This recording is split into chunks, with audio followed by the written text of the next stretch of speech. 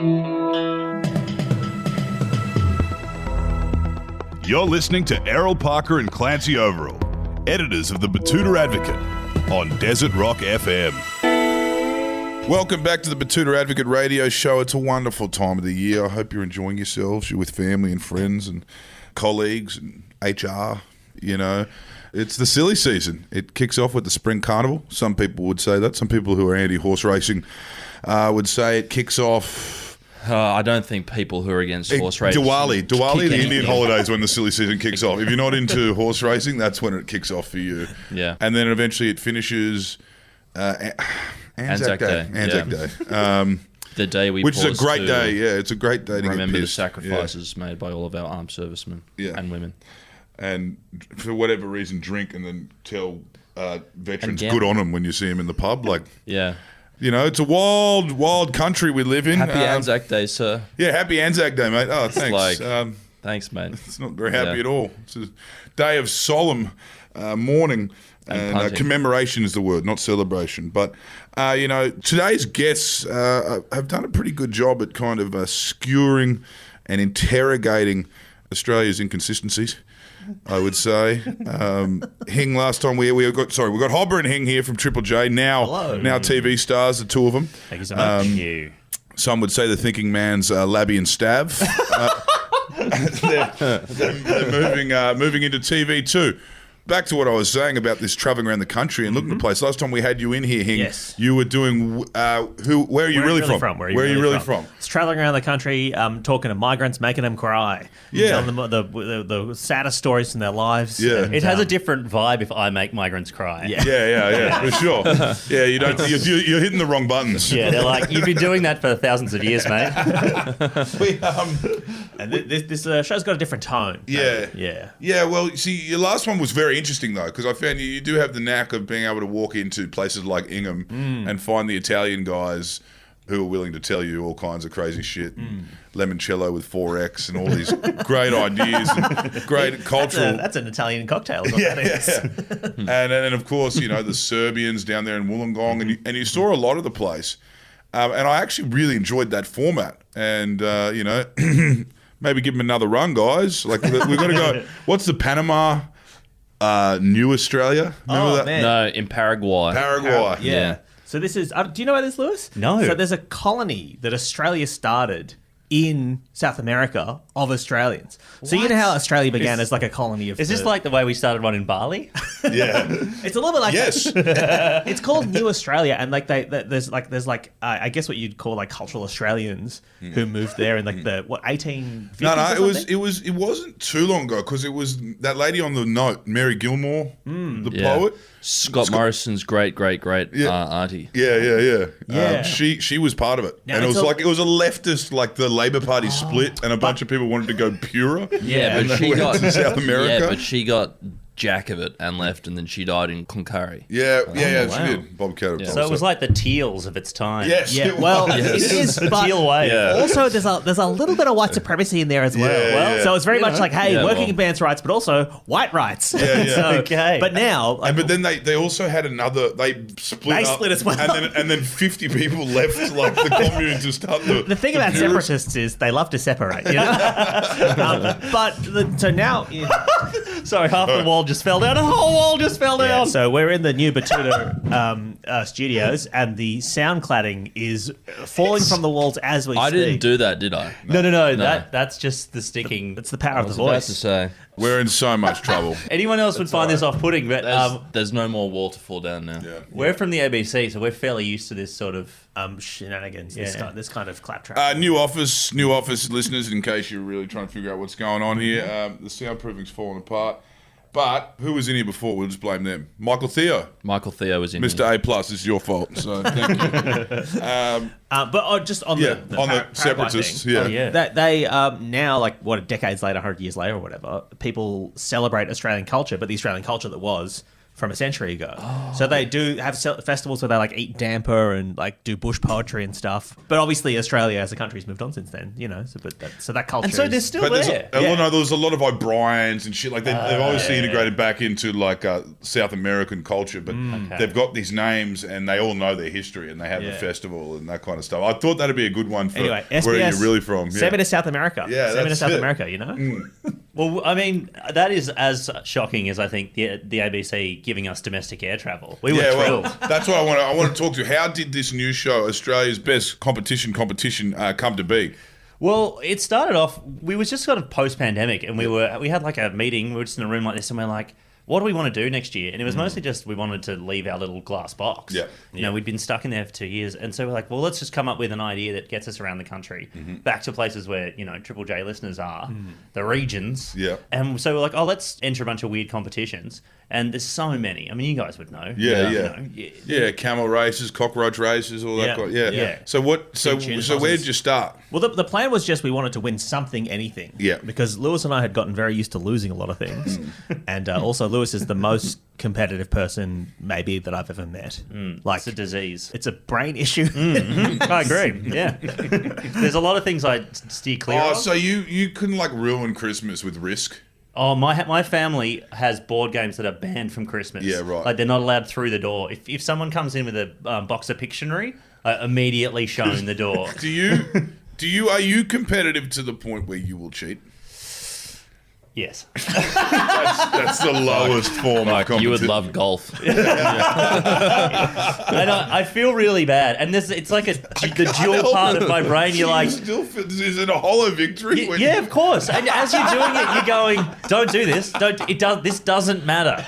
There's no material gain to do this. And you won't feel good. And then you're still like, an extra 10 points for Lewis. But as someone who spends a lot of time with Lewis, you know, maybe someone might say too much time, seeing that cycle of the high of victory and then the crushing lows of defeat, and then the highs of victory and then the crushing lows of the sodden cheated victory. The hollowness of victory is what keeps me going, actually. The hollow victory. I'm always chasing the high.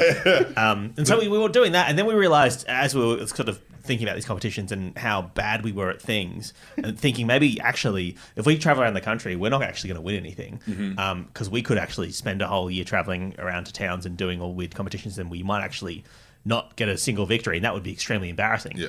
So to protect our egos. We should bring a camera crew. Yeah, well, not just that. We'll not just bring a camera crew, but if we run our own competition to find Australia's best competition, suddenly it doesn't matter if we win or lose because we're the ones handing out the medals. Right. Yeah, So- you putting parameters around the competitions that you are competing in. Exactly. We sort of became FIFA rather than like, you know. For sure. And I'm sure, and What a from time. what I've just learned about you, I imagine you're just as corrupt as Well, Chuck actually, Blazer. obviously, this year was Australia's best competition. Next year, it's going to be Qatar's best competition. They're putting about, I think, $130 billion worth of infrastructure around our competitions for a tuna toss. It's going to be great. You need to start doing delegations. And you know what I reckon? There could be like FIFA has the Caribbean, which is where all the votes come from. But I reckon a good bit of like the Pacific Islands would be awesome. You could work with, Polynesian vote, the Melanesian vote. You could stack this thing. Let's. They're better at rugby, though, in the Pacific. They're not really known for their round ball action. No, but we're talking. We're creating a FIFA here, which these guys have done For wacky to protect their competitions. ego. For wacky competitions. So there's things like, for example, like the ones we thought about going to, but the ABC had issues with, was sorry, there's more soundproofing for Tent boxing. Do you know we genuinely Honestly. talked to that boxer, Fred Brophy. We talked to Fred Brophy, because that was on the list. Yeah. And, I would love it. You guys got it. Yeah, don't well, maybe next time. But there's a lot of things that the ABC's insurance or lack thereof won't cover. Yeah. But also, I don't know Would if be. you do know Fred personally. I don't know if this will make the podcast, but we did have a brief conversation with him on the phone, and we were like, the ABC audience can never meet this man. Oh no, Yeah, Feidler. no. He's done a Feidler, but Yeah. I don't know if the Triple J.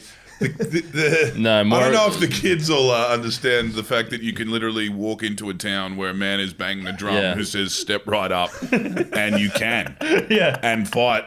a Afghanistan veteran in front of the Yeah. entire town. Yeah, no, he goes, nah, look, Lewis, you've got, you've got a bit of height on this bloke. You've got a bit of reach. But yeah, he was in the SAS. So he's got that over you. Yeah, he served with Ben Roberts-Smith. Compelling compelling television. You never know. You might win. That's the thing with Fred Brophy. You never know. You might beat one of his fighters, then get offered a spot Yeah. in the truck. Yeah, he's like- they do it. Usually Yeah. when someone that happens, you'll offer him a job, and quite often they'll say, "Fuck it," and leave the pub with them forever. Jesus Yeah. Christ. Anyway, I want to talk about the Turkish wrestling. Of course. sure. Yeah. Where was that? So that was in Caboolture at a Renaissance fair. Yeah. It's called the Abbey Medieval Festival. It's the Southern Hemisphere's. You can how disgusted you are. It's just that you said the word Caboolture. That's all. All right. Yeah. No, it's the word Renaissance. Yeah. Iron Fest was like an Iron Fest. Yeah. Yes. It's literally like everyone in like full princes, Kings. queens, Yeah. Yeah. but also like a Knights, couple of dames. orcs. Oh, So a few people going a bit off piste historically. a little bit, medieval, Middle Earthy. Yeah, so there's I've orcs come and as a stuff. Frenchman. But also, like the knights and the I guess like the crusaders or whatever they're getting dressed up as, they need someone to fight against, and so they've invited the Turkish community to come and do their own medieval festival in amongst, or medieval section, I should say. So there's like the Saracens. So or it's the whatever. Crusades. Yeah, well, it's not just Yeah. that; it's everything, right? Yeah. And they apparently they light a big catapult at night and fire flaming things. And So the whatever. Turks, I'm guessing, travel for this. I'm not sure if I've heard about the Caboolture Turkish community. Or, They come from Brisbane mostly. Yeah, I right, think. yeah, right. Yeah. And so they're driving up from Brisbane or whatever. Like you go there and they've obviously been doing it for years because the whole thing's just in a kind of big campsite kind of thing. But the Turkish community Janissary, built, they the call it. Janissary, sorry, not Yeah. Saracens, Janissaries. They've built like water baths and stuff with all the beautiful mosaics and stuff. Right. And we turned up and we were like, this is the nicest bit of the whole festival. This is crazy. There was even a Turkish wedding while we were there. Oh, right. So an old Turkish wrestler married like a young, Turkish maiden, and they had the whole scene like it was from really? sort of 500 years ago. But the way they So they this wrestle Turkish- in the bath. Yeah, no, that's to prepare yourself. Right, okay. You wrestle in the pit. Yeah, there's like a, but apparently it's been going on in Ankara for like 600 years, right? And the sport is you are wearing nothing but tight leather pants, and they are so tight. You'll cover yourself in just regular olive oil that you'd buy from Woolies or IGA or whatever, Yeah. and you've got to pin your opponent to the ground. So there's two things. You're trying to pin them to the ground, but you're also trying to remain as slippery as possible to wriggle out of their grip. It's a wonderful sport. It sounds sounds like hot. Yeah, it does. I mean, there's people that come back for that reason, I'm sure, but it sounds Yeah, the crowd like extremely horny. Yeah. Extremely horny crowd. The Renaissance Fair crowd, there's a definite for sure. undertone of Yeah, a lot horniness. of Secret that, sex party after dark. Yeah, milady. For kinda, sure. Yeah. A couple of root beers and... Yeah, at one point after we'd wrestled, Couple of pints of mead. genuinely, you can buy meat there. You'd love it. We ate meat on a stick. Chainmail. We ate meat on a stick that gave us the most hectic food poisoning. I was like, this is so true to the time. Yeah, the time. It gave me the plague. Yeah. Everyone has a gout. It's just I have diphtheria. I'm sorry, Ita. After we finished wrestling, there was this guy came up and he's like, mate, love the pants. And I was like, oh, thanks. They're a nightmare to get in and out of. And I never know what I'll use them for again. He's like, oh, well, you could wear them to some parties. And I was like, oh, mate, I don't. Okay, I've scratched the surface here. I Fully. don't- And then I was like, oh, I don't Swinging think they're kind situation. of right for the parties I'm going to. And he's like, I could give you some numbers. All right, okay. yeah, it So was- there's like a mad swinger gangbang. maybe, potentially. Well, Certainly at that was the least- vibe. At least from this case That was study. absolutely the vibe. Yeah. Yeah. But the weirdest thing about it was we met this Turkish guy from Brisbane and his name was Wrestle. Resul, Wrestle. Yes. And he was an absolute legend. Real character. He'd hurt himself, but he couldn't stop wrestling. Like, he just had the bug. He's like, the doctor tells me I shouldn't wrestle, but I can't give it up. I love the oil too much. And the oil is, they're just like, when the oil gets in your eyes, that's when you feel it. Right, I'm kind of pilled on this. Yeah, we're all oil pilled now.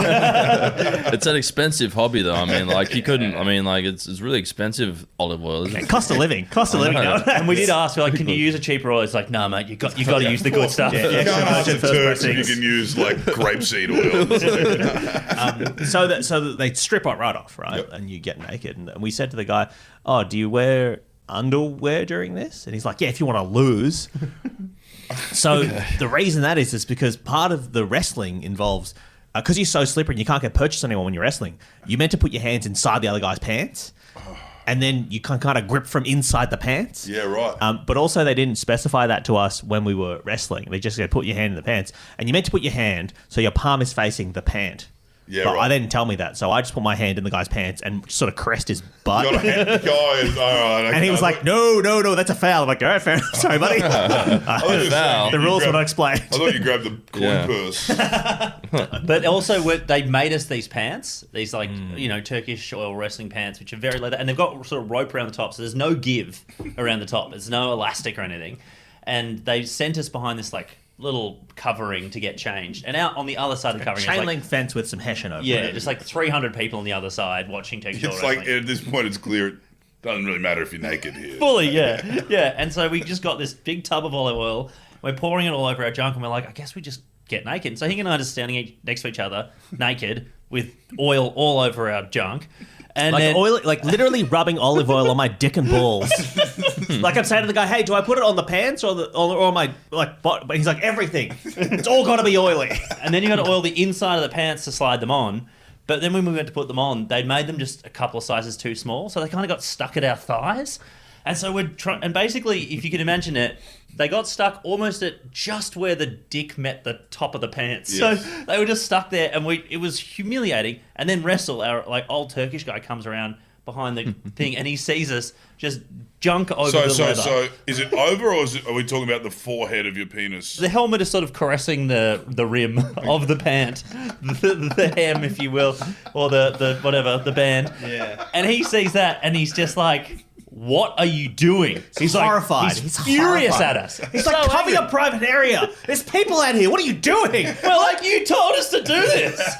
And that was when he goes, no, you're supposed to put this on. And he pulls out this skirt, this almost sarong thing that you're supposed to pull up over. Like a modesty skirt. Put the pants on underneath. But he had never mentioned that previously. It was just sitting over in a different tent. No one had mentioned it. There was an old tent we could have gone in to get changed, but they just left it. It was the most.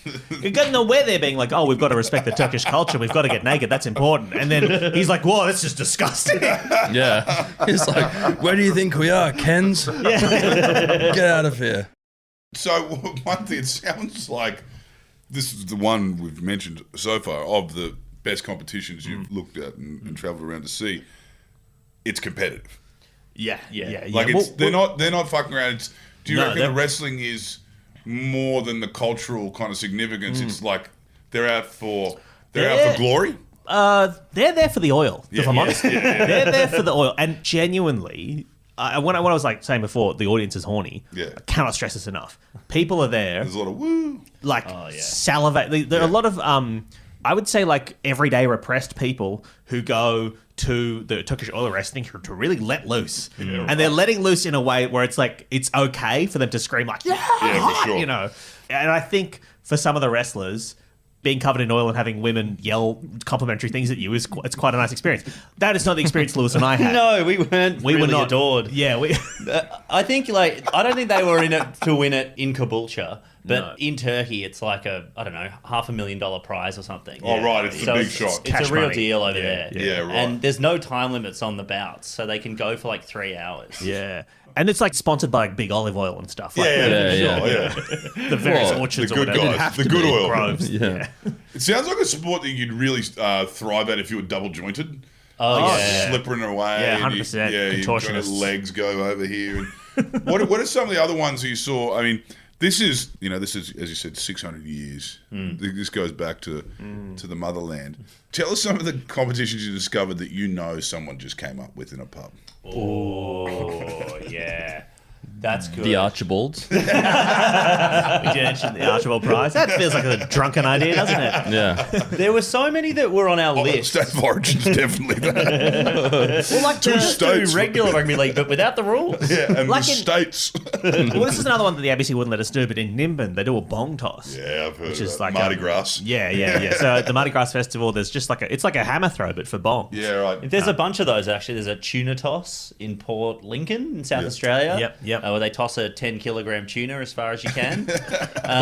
There were a bunch 10 of... kilogram. Yeah. So it's like a hammer throw. Yeah. You gotta get the movement. You gotta get the circular swing. Yeah. We wanted to try to train a yabby for the yabby races at Birdsville. Yeah, Birdsville. Because the thing is, with Birdsville, they don't drug test the yabbies. Yeah, right. So I had an idea to put like yabby growth hormone or whatever in this yabby and just, have a 2 meter yabby or something. Bit of Really just amphetamines tear it up the up. court. Yeah. It was fun. There was only one group who said we couldn't do it. Yeah. Like that we actually asked and they're like, no. And that was the Country Women's Association Bake Off. Oh, for CWA. sure. Yeah, no, that's... It's very serious stuff. Yeah, Our it's plan- serious Fuck with stuff. that, man. They would... Yeah. They were, I can just imagine. They would have had... You think it was one phone call from your end. There were meetings. Well, no, because our plan was obviously it's mostly entered in by the country women, and a lot of the country women who enter the bake-offs are sort of grandmother age, maybe. Yeah. So our plan was to sort of Eddie Murphy it and dress as old women and enter maybe in some sort of. We weren't sure Dr. exactly how it was going to Dolittle, work. yeah. Kind of like whole wigs and prosthetics and stuff. But I guess Bit of- more bit of Mrs. Cracker Doubtfire. Jack. Maybe Mrs. Doubtfire. Cracker Jack, yeah, Doubtfire. Yeah. Mrs. Doubtfire. I baked a cake. And we didn't even mention that to them. We didn't mention any of that. We just said, hey, we're from Triple J. We'd like to get involved. And they were like, absolutely not. Yeah, no, they're so serious. And and This obviously- sport dies with us. No one under 70 allowed. Can you imagine some of the drama over the years, over winners and politics? Well, we got as far as I read through the rule book, and it is genuinely insane. Like everything has a rule. Like there's only so much sugar you're allowed to put in. There's like a thickness on the amount of like icing you're allowed to put in. Obviously no packet mix. That goes without saying. Yeah. There's like presentation things. There's like how big the slices How have to things be. are judged, how, Like we did like criteria. drag racing in Rockhampton Yeah. and driving at 140 k's down a thingo, and that had less rules than the CWA. Yeah. I want to now ask, did you win anywhere? Obviously not the Archibald. No. We didn't even make the finals in the Archibald. Somehow. Tragically. Somehow. Yeah, well, you didn't know anyone on the judging panel. No, we met the packer. We met the chief packer of the packer. Yeah. Oh, yeah, he's He's a legend. Yeah. Who did he pick this year? It was a ripper. It was Taika Waititi. The 3D one. Yeah. That was It sick. was genuinely amazing. Yeah. What was the question? I've forgotten. Oh, did we win anything? Oh, did we win anything? Yes, Yeah. we won something. We won something. If you watch the show, available on ABC iView. Yeah, okay. You can watch it. But we spoil it. we also got a third place in Yeah. one that was I think we didn't expect. Like the Yeah. thing that we won Well, you didn't was expect- was genuinely one of those like drunken ideas that we came up with in a pub. Yeah. Like not a real competition, no skill required. Yeah. If you just put in a little bit of effort, you'll probably win. Yeah. We came third in an all ages of Stedford. Now, that is In Burnie. Yeah. Yeah, Bernie in Yeah. Tasmania. There is It's That's not the steep hill? No. And a Stedford is a singing and dancing Yeah. music and competition. dance competition. Mostly entered by children across the country. Yeah. You know, jazzercise, that kind of thing. Yeah. You know, sparkle motion, that kind of thing. Fizzy, that kind of thing. Okay, yeah. Yeah. I was thinking steeplechase. Oh, steeplechase. The one on the steep hill. I mean, it's a very Welsh word. You know, it could be anything. But yeah, so in Burnie, across the country, they're mostly done by kids. But in Yeah. Burnie, there is an open ages category Right. that's tacked onto the end of a weekend sort of dance festival kind of Yeah, thing. right. And so there's like, throughout the weekend, there's like 15, 20 competitions for kids. And then there's one night where it's like, anyone can enter this. And so it's all the kooks from Tasmania come and get involved. And they're like varying degrees of self-awareness. Yeah. You know what I mean? Yeah. And then Lewis and I entered as seriously as we could. I was playing piano and Lewis was doing, I guess what you might describe as a modern ballet dance. Yeah, Hing's actually classically trained in piano. Okay. So he was very good. Yeah, right. And right. so I'd say So it was like high versus low art. yes, that's right. Yeah, it Well, was. no, I would say high and then attempted high art because Lewis, for this particular one, got some training that I didn't know about it until we were like backstage. Because like obviously we try and capture like the reality of the situation on the ground as much as possible. We try not to fuck around with it too much. And I was genuinely annoyed at Lewis in the lead up because I was like, "You've done fuck all." preparation. And he had like flashbacks to being like heavily parented into childhood. Yeah. You play piano. That says it all. 3 hours a day practice, as I say in the show, some stereotypes are true, So like, it was a lot going on for me. And I had been staying back late at the ABC, sneaking into the Eugene Goosens Hall, playing the piano there. I was polishing up. Yeah, exactly. I'd been genuinely working really hard. I'd bought a keyboard so I could practice at home, all that kind of stuff. And we flew down to Tasmania, and I was like, this fucking guy has done shit all. And it turned out that actually Lewis had gone and met up with a person who's danced with the Australian Ballet and Bangara and stuff, and had got some lessons. So I would say it was attempted high art. Yeah, I gave it a crack. Yeah. Yeah, there's one move though, which is a jeté, which is like the big leap that they do, like arms out, legs, like. Which I think you need like a lifetime. Yes, like it's the freeze frame that finishes Billy Elliot. Yeah, you know what I mean? It's like bang. Yeah, it's how you get the scholarship to the school in London. Yeah, and I had been really practicing my jeté. I'm like, I'm gonna crush this jeté. I've got beautiful legs. Get them out there. And I want to see the gams. and when I did it, like a whole hall full of kids just laughed. Well, I guess, in the scheme of things, that puts you front of mind for judges too. It's still entertainment at the end of the day. And what an honour to be delivered, or to be awarded third place with Jackie Lambie in the crowd. Yeah, we assumed Jackie was there. We can only assume. It sounds like it's Bernie's biggest day out. So it's Jackie pretty big. It was a lot of fun. I'm surprised Jackie didn't actually perform. It's a 3-hour monologue. There's a lot of people in makeup and costume. She may well have. Yeah, true. We just wouldn't know. Well, we're looking forward to it now. I'm starting to think. I'm making a trip to Caboolture. Medieval festival.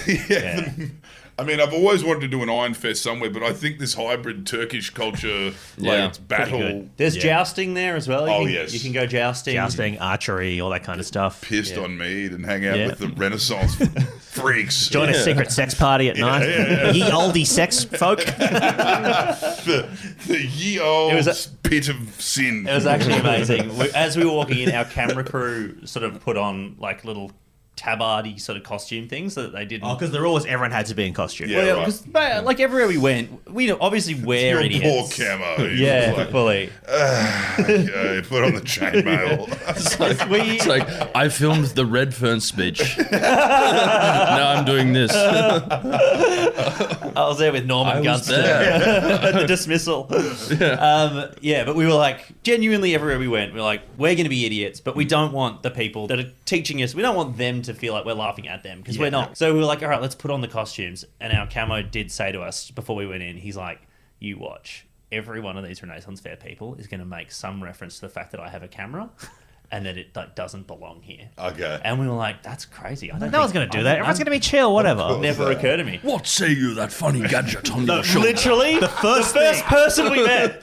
We walked right in the door and this guy went, "Lo, what is that black magic?" God, these kings. I gotta go see it, because everything you've heard about is true, right? That's what everyone says at Iron Fest. It was awesome. Like we had a great time, genuinely. Yeah. And I am not a Renaissance Fair guy, not my scene at all. Me on the other hand, right at home.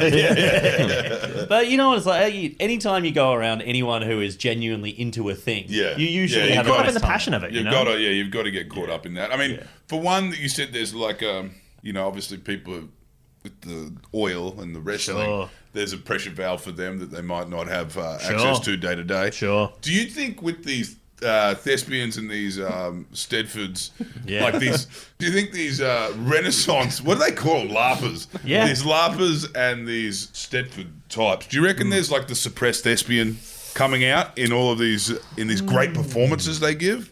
Yeah, because there's a lot of, I guess because, broadly speaking, we work in media and whatever. So you meet a lot of like people who this is their job. Yeah, and they're on. And they don't need an outlet at all. Yeah. But there's like obviously people who work, jobs outside of the media, accountants or whatever, and they've got a dream and that's fine, And so an opportunity to, get in some tight leather pants and, throw your weight around in a ring. It's, it's fucking awesome. Well, it's like karaoke. Like karaoke exists because everyone just for 1 minute they're going to be Cyndi Lauper.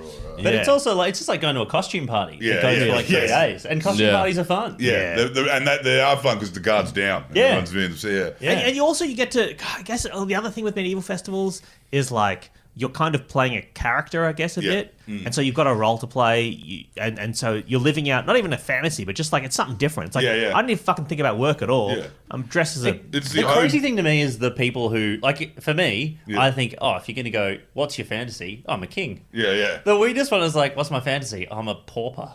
I'm like, what are you doing? Why? This is the best you want to be the shit guy? There's some I shovel the pool. The original I'm the gong metaverse. farmer. yeah, there's some Findom people out there who are just living out their fantasies.